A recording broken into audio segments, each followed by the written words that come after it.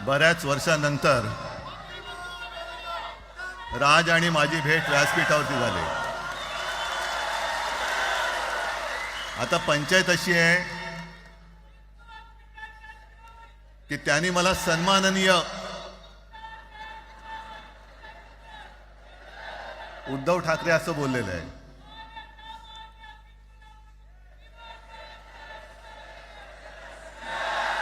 ठीक आहे, आणि साहजिकच आहे की त्याचंही कर्तृत्व आपण सर्वांनी पाहिलेलं आहे।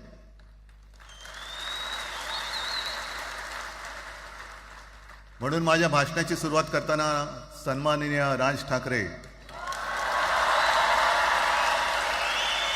आणि जमलेल्या माझ्या तमाम मराठी हिंदू बांधवांनो, भगिनींनो आणि मातांनो,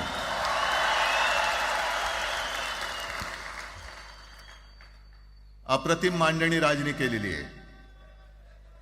माझ्या भाषणाची काय आवश्यकता आहे असं मला वाटत नाही,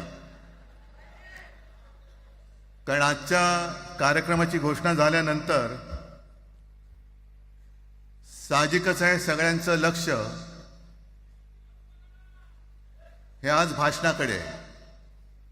पण वैयक्तिक मला असं वाटतं की आज आमच्या भाषणांपेक्षा आमचं एकत्र दिसणं हे महत्त्वाचं आहे।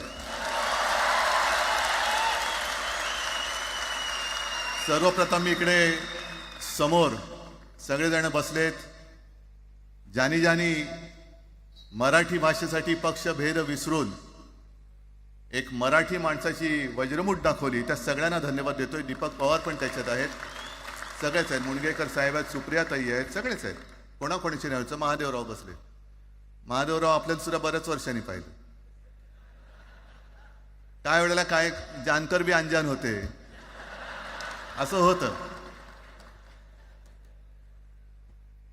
पण एक गोष्ट नक्की की आमच्या दोघांमध्ये जो काही अंतरपाठ होता तो आनाजी पंतांनी दूर केला।